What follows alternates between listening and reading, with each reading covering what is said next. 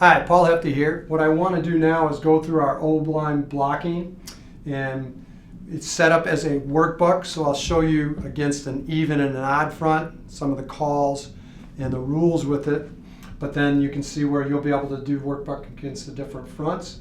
Again, the key here is it really comes out of what we call 4 blocking families, so we try to make complex blocking really simple this way. So let's go through the 4 families first. We're going to do our zone family, which is split zone, inside zone, and then what I call stretch or outside zone. Again, these are part of our RPOs, so you see there's a blocking family, there's a blocking scheme, but then there's an automatic RPO route with it, and then you'll see themes here for learning, which is critical. Our second family is our inside gap, which is man blocking or angle blocking now. And we do a 1-gap power. We do what's called a backdoor power, meaning we're running away from the H, and the H now is a free releaser. We'll do a counter tray where the H is going to lead through the hole, but the backside guard is going to kick out.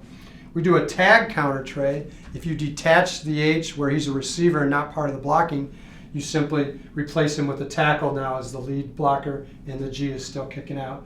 And then what I like mostly is just a good old isolation. H is leading up, what I call a blast. Our outside gap, which is again angle blocking, man blocking rules versus zone, I use a pin and pull sweep, which is very similar to an old wing T concepts.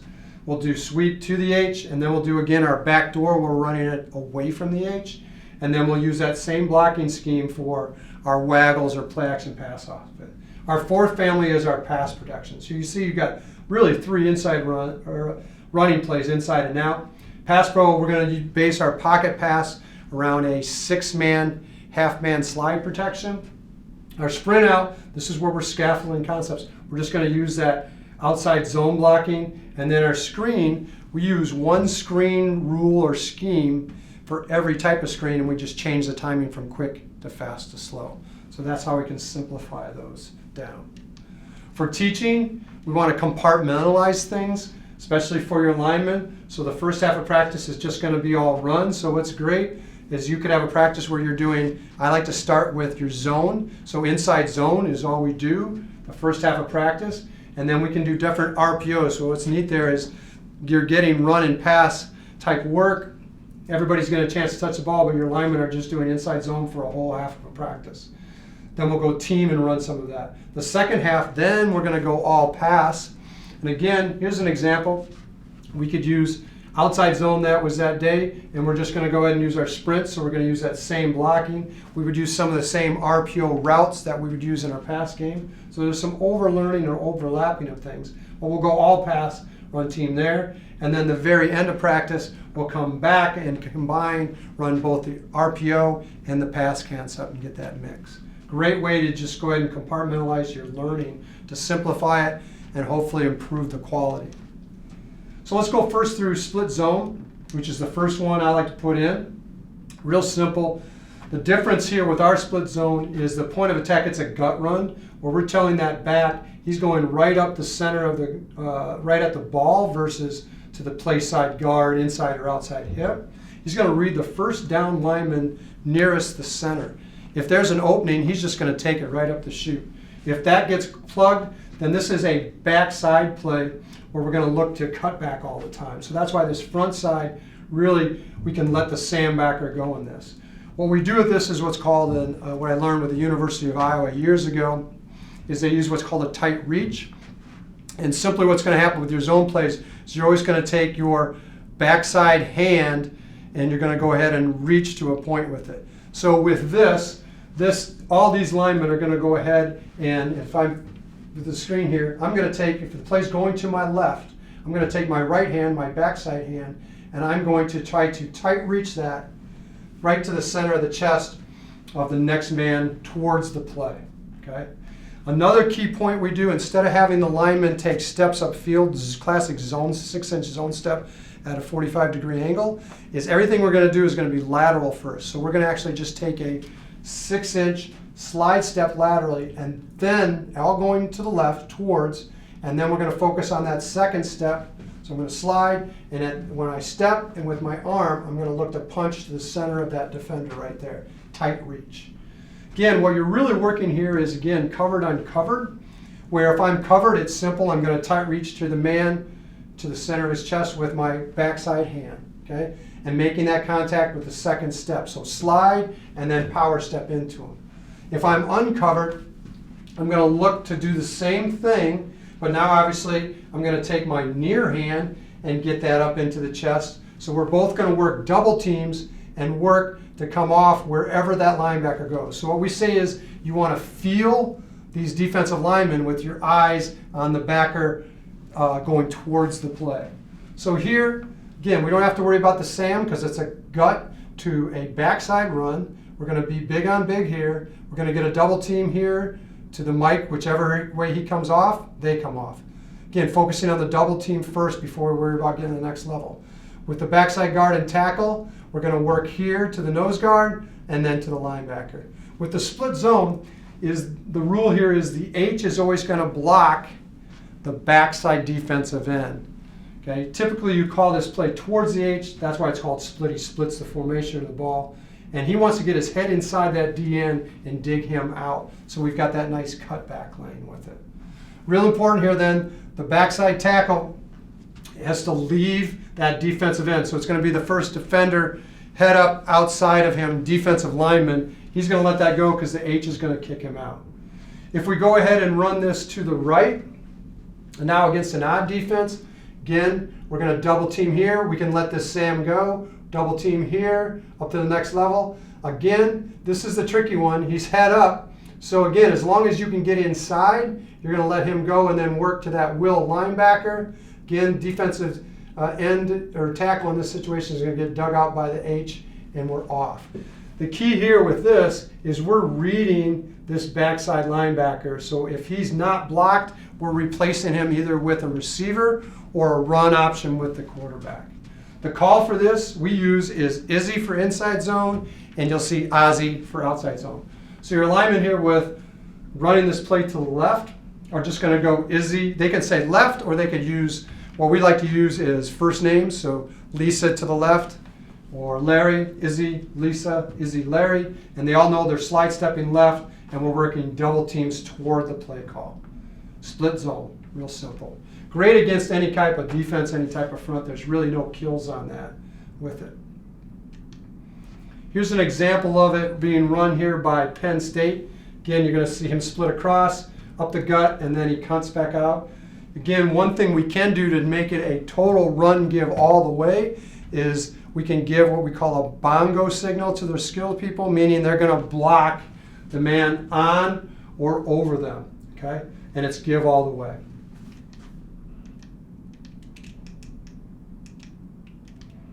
So here you go, you get a look. There's your split zone. He's up. He knows his out is back here. And we've got the blocking. The quarterback's running out the back door too and actually gets a block. Classic split zone to the right, but it ends up coming, again, it's a backside or a cutback play. With outside zone, I call this stretch. Again, this is University of Iowa learning. Again, they're a great inside-outside zone team, always have been since Hayden Fry and all the way now to Kirk Ferentz.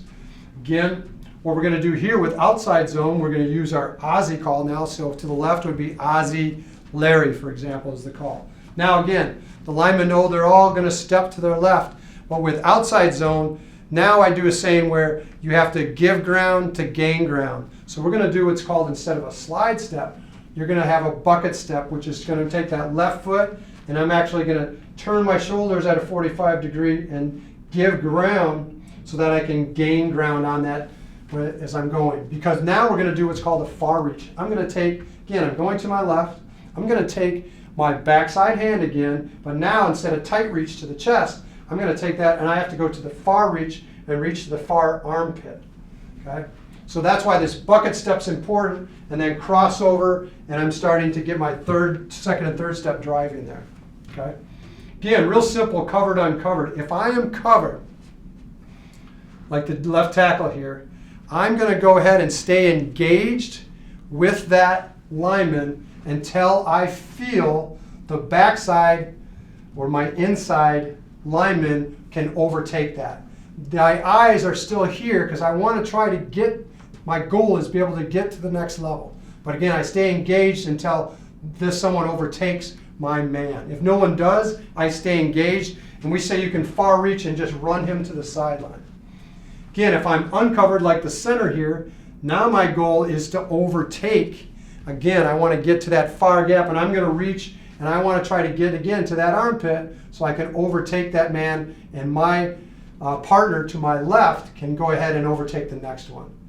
You can see here on the backside, when we start to get into pass, once you run with them to a certain point, you can step and hinge with it. When we're running it to the right, same rules here. The right tackle's covered. So now I'm going to go ahead and take my backside hand, and I'm going to far reach, but I'm going to bucket step with my right foot, give ground to gain ground, and reaching, I'll stay engaged until my partner to my inside can overtake them. Great far reach scheme. This is great because you'll use this even if you're not a big outside run team. This is your sprint out pass protection. Ozzy. Here's an example of it with Kansas State, or Kansas City, where they use it, but then they go ahead and hit the Mickey RPO route behind it.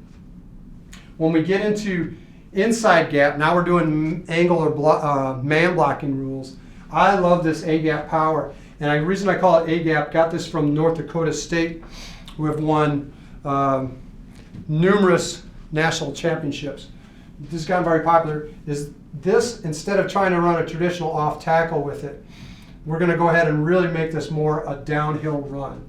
So real simple with the rule here, we call this a big to back rule, where the backside guard is going to go. So this center knows he's got to go back to get him, the man over the guard. The backside tackle, always on our power, is going to slide inside and then lock up. Going to take the first man that comes to them, first threat. Typically it's the D lineman, but if we get a gut blitz right now, or a will blitz, he would cut that off again, not letting anything come inside of him. The play side then, we do two things. They determine if they're going to be a driver or a climber. With a driver meaning the tackle is going to drive him down to the double team to the backside will. If we're a climber, this is where now the guard is going to climb to the backside will and the tackle is going to stay solo. With all of these, the H tries to dig out the defensive end, so ideally we're calling it against teams where the defensive end is wide and giving him an angle. Even if he isn't, he has to dig him out the whole time. That's the goal with that. So again, bomb is the call for the backside guard because that tells him I'm going to the mic. That's the B and the M.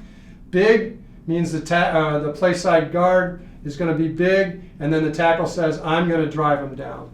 If you want to reverse it, like we do here, the guard says I want to climb, and then he would say climber, and the tackle is going to essentially say big. H is digging him out.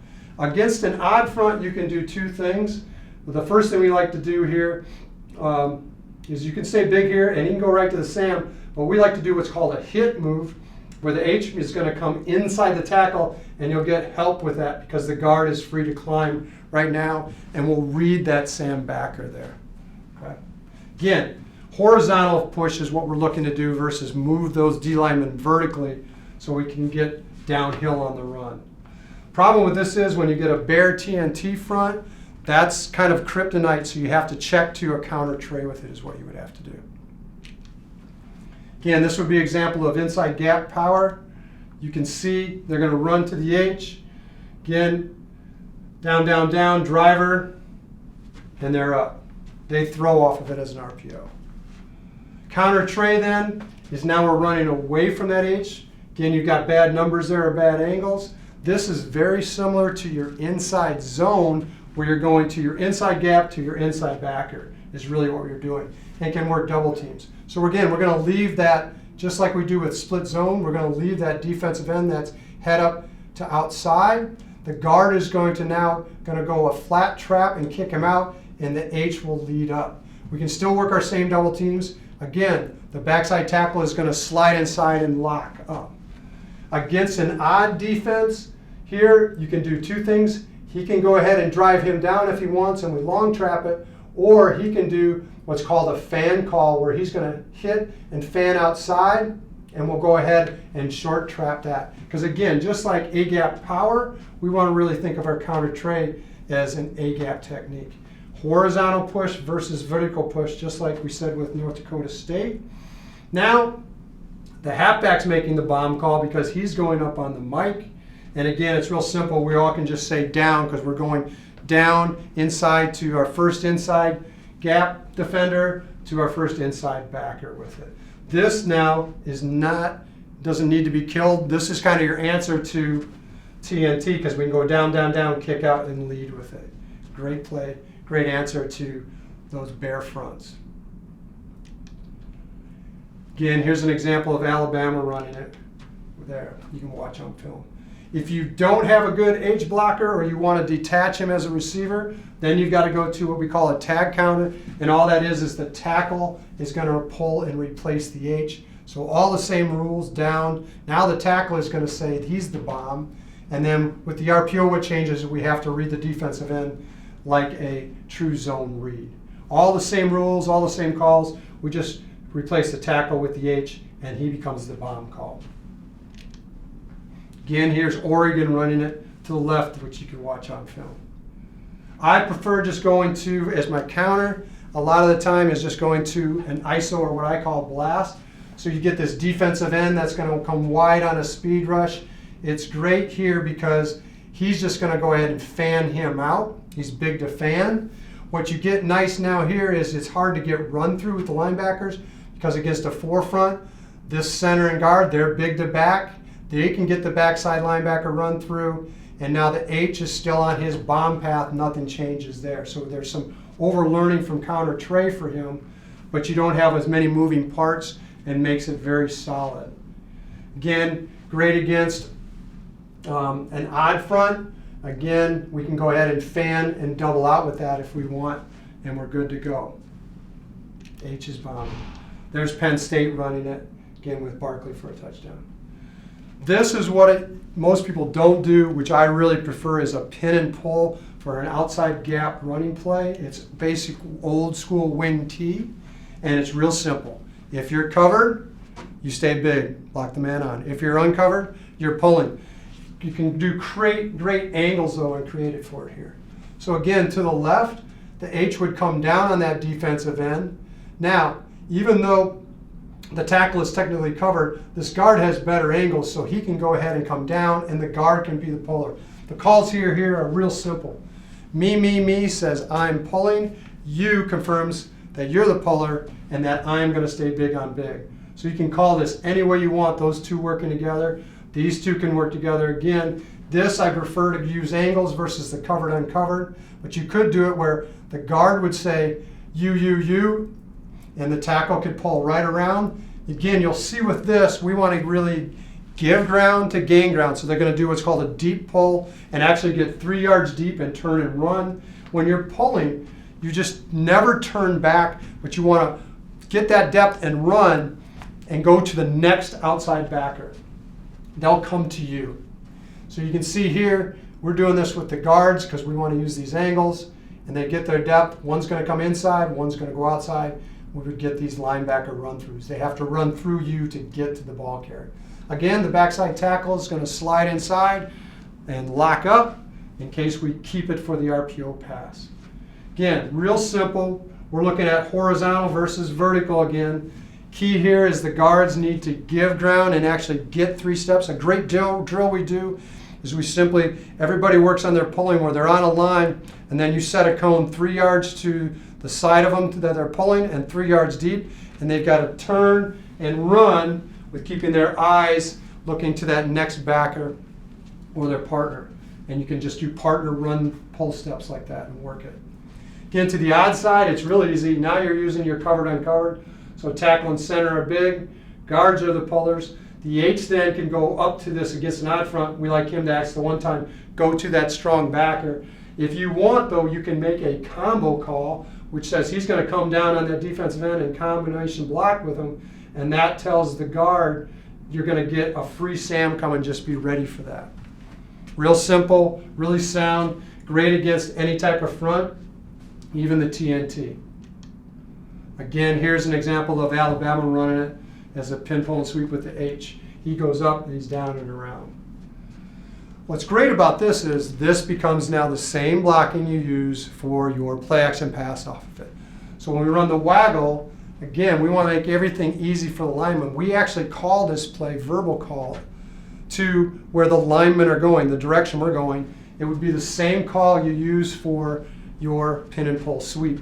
The back knows that they're going to fake away with the call. So this is a Western Longhorns here. West tells us it's waggle. Okay, we're going to end up waggling back to the left to the call side for the lineman, so they know they're going to use the same pin and pull blocking as they did before. The back knows he has to go fake away. The only difference here with this is the linemen have to treat the H as a receiver detached. He is not part of the blocking. So when they pull around, they know they have to be ready for a linebacker fill blitz off the edge and have their eyes on that. Ideally, they're watching this linebacker. If he does not come off the edge and stays home for following the action away, he can go help this outside hip of this tackle on a speed rushing end upfield, and then also double team off if he has to on that. Again, great reason for that puller to get 3 yards depth, give ground, to gain ground, to really help secure the edge on our waggles with it. Same rules, same calls, you, me with it. No need for kills because we've got built-in blitz beater calls with the reads of the quarterback with it. Great way of scaffolding schemes now. We can take our pin and pull sweep, run RPO, and do our waggle play action pass off of it, all doing the same thing.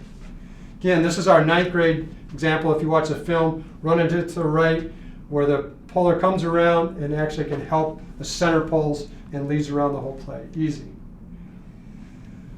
Halfman slide protection, it's classic 6-man. I love this because it's simple and sound, and we just do, I used to in college do a bunch of different protections, and then we decided, I had a great line coach who's now with the Green Bay Packers in scouting, said let's just do this and be really good at one thing. So, real simple review, Halfman slide is exactly what it says, to the call side. So if we're running this to the left, the play side tackle is going to be big to fan, meaning he's going to block the man. He's in a man principle. The guard is going to always check. If he has a man over him, a defensive lineman, then he stays man also. If he does not have a man over him, now he slides back and he's part of a slide protection. The center from the guard and the tackle to the backside are in a zone principle. They now, if you have 3 of them sliding back, those 3 have these 3, meaning the 2 down lineman and the backside linebacker wherever they blitz. So like zone now, like inside zone, split zone to the right, they're going to slide step to the right and stay together and just work together. The back does a double check classic inside out, the Mike backer to the Sam. Again, it gives us 6 men to protect. If they bring 7, I prefer going hot and actually releasing the back to outnumber them instead of letting them outnumber you. So again, the rules, play side tackle is always big to fan. Play side guard checks big. If he's not covered, he's back, slide back. The center, backside guard, and backside tackle are always sliding back. And the running back does a double check, always Mike to Sam. When in doubt, take the inside guy first and step up. Okay? Really simple, really sound, works against any front. You can see in the odd front, now when we're doing this to the right, tackle's big, man principle, but now the guard is uncovered, so he would slide back. So these 4 would have these 4. Back's going to check Mike to Sam, and we're off. So again, real simple, big or fan, play side tackle, play side guard, or play side tackle. Slide back, zone the other way, and back is inside out, double check. Real simple. When we get into sprint out, this is the scaffolding again. We're going to just use our outside zone or stretch blocking, same calls, Ozzy, and we just say pro instead of Lisa or Larry. So Ozzy, pro, Lisa. Now we know it's pass, so we aren't getting downfield, but the same rules. If I'm covered, I'm going to far reach to that far gap. I'm going to go ahead and bucket step, reach, give ground to gain ground. I'm going to stay engaged until my partner to my inside overtakes the man. If he doesn't, I stay engaged the whole way. If I'm uncovered, I'm going to far reach. I'm going to bucket step, give ground to gain ground. I'm going to try to get all the way to that far gap and overtake that next defender for my partner. Backside tackle, now he has to hinge. So he's going to go ahead, same rules all the way through, and then hinge back to close the back door, we like to say. Same rules, Aussie Pro, great against any type of front blitz coverage, safe and sound in your scaffolding techniques. Last in is your screen pass pro, and this is what I love. I'm a big screen guy. What we do is we run 3 different types, quick, fast, and slow, just different timing. We can get the ball to all our different skill people, different actions, but the linemen do one blocking scheme. What we're going to do here every time is the tackles are always going to stay big on big to fan, big on big, and lock on those defensive linemen. Okay? Again, if it is a fast or a quick, we're going to go ahead and stay on the line and not give ground. Our pullers are always going to be our guard, our center, and guard. Okay? So the play side guard on a quick or fast is going to hit, and then they pull flat where the play side guard is going to the number 2 widest defender, 1 being a corner out here, number 2 could be a linebacker or a safety. Again, the Mike is always looking for the strong side backer, and the backside guard is looking for the Mike. My opinion, these are the guys that really mess up screens, so that's why we want to pull flat and kind of what we call a J path, like a letter J, instead of taking a straight line to where they are, so we can intercept them and get our shoulders squared. So play side tackle locks on, backside tackle locks on. Play side guard, pull the 2, center pull the Sam, backside guard pull the Mike, and go flat with a J path. Again, real simple. Calls are the tackles are going to say lock, lock, lock, and then the guard, center guard are going to all say me, me, me, and we're just going Lisa or Ray, which way we're going, left or right. And they have to keep their eyes on identifying their man. Again, if we go to a slow screen, now the tackles are actually going to kick step, give ground to invite that defensive end up. The guard, center guard, the pullers are going to hit 1001, 1002 pass set, and then they would take off. So same blocking, same rules, same calls, just different timing. Really simple. You can see then, this is all set up for a workbook where you can work the different fronts. I've done it against a even front, an odd front, and kind of use it as a workbook for yourself, but also your players. And then here's a template where you could go ahead and add different plays, different things as you grow and you evolve yourself. Hopefully that puts down some of the details of the blocking, the calls, and how and why we do things. Thanks.